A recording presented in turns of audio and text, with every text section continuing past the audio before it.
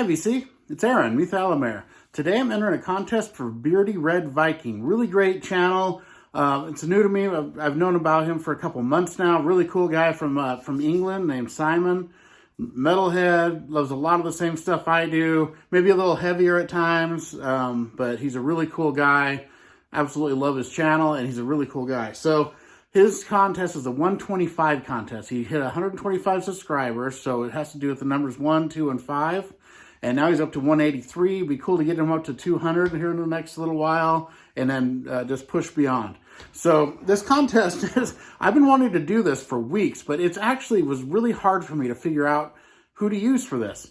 Because, so I'm supposed to use one artist that I really like that people wouldn't expect, 2 artists that people would expect me to like, but I don't like, and then 5 newer records. So 5 newer records, 5 records from the last 5 years that I really love. Well, that was the easy part. It was the other 2, because I'm kind of eclectic, not as eclectic as some of my friends like Chris Profi or Mr. Hall of Fame or a couple others, or Josh from JC, the flip side. But, you know, I like a lot of heavy metal, hard rock, classic rock, and other stuff mixed in. And I talk about bands I like that you wouldn't expect a lot. So I'm going to go with the band I like. And this is a band that I've talked about before a couple times, and I've said I like them, but I really think this is an underrated band that doesn't get a lot of, I never see really anyone in the VC show records by them.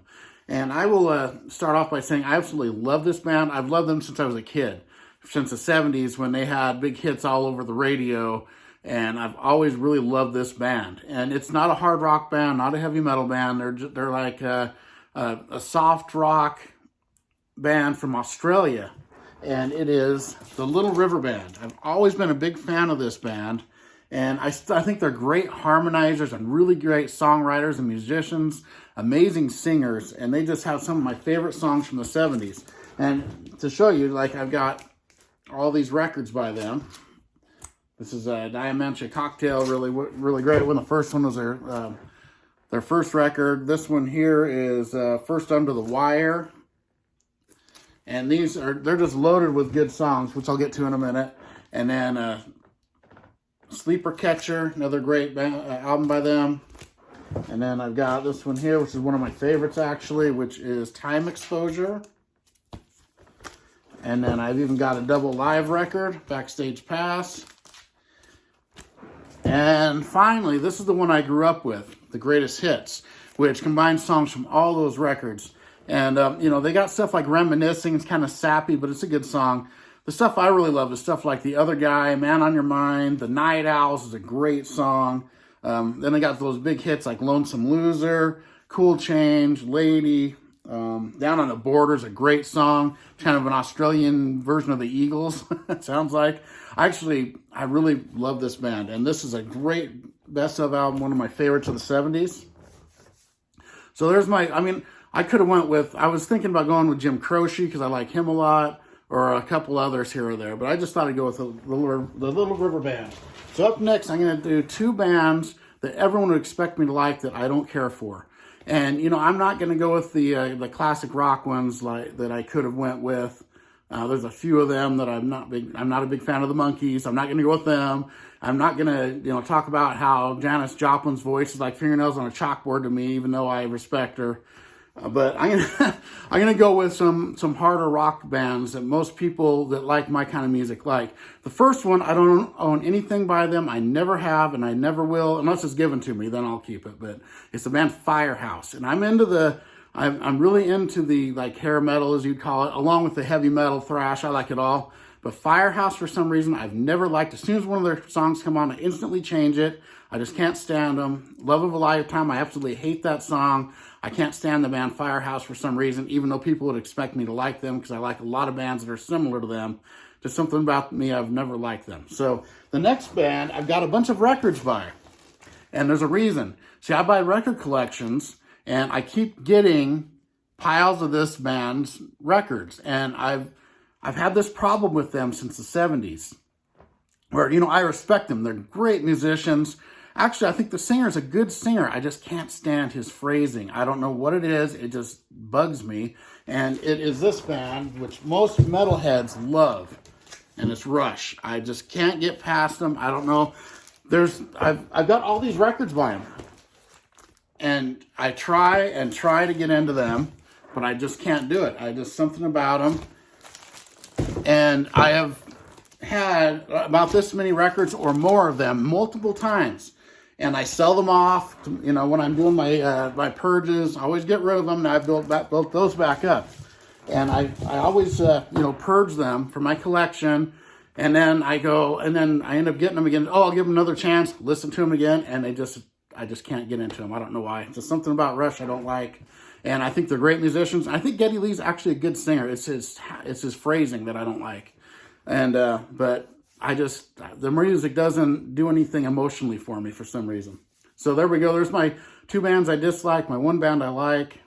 And now for 5 really great new albums from the last 5 years that I keep going back to. The first one was a VCLT from my good friend Gary from Physical Format Rock and Roll. And this is the Dead Daisies with Holy Ground. Amazing record. They've gone through a couple different singers. They had John Corabi on the album before this. This one here has Glenn Hughes from Deep Purple, amongst other bands, and he sounds awesome on this. This album is really good. I keep listening to it. It's just great hard rockin', bluesy hard rock stuff. And Glenn Hughes, being as old as he has stood the test of time. He sounds amazing. So the Dead Daisies, I really like that. Here's another one, and this is in the sleaze metal category, but a newer band. This is Leather Duchess.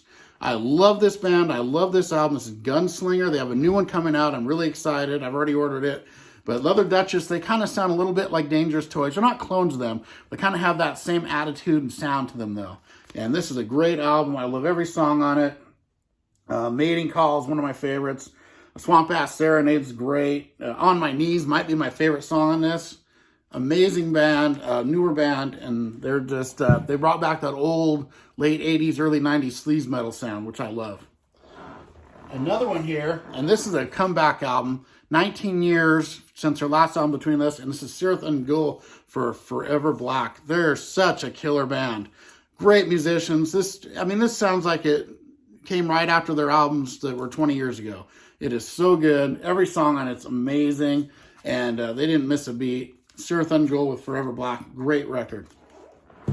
And up next, this is a band from my hometown of Portland, Oregon. And this is called R.I.P. with Dead End. And Cosmic Brian turned me on to this band. And this is their second album that I own by them. I own the one before, the Street Reaper. Both killer, kind of sludgy, stoner metal, killer stuff. R.I.P. Check them out if you haven't heard them. They're great.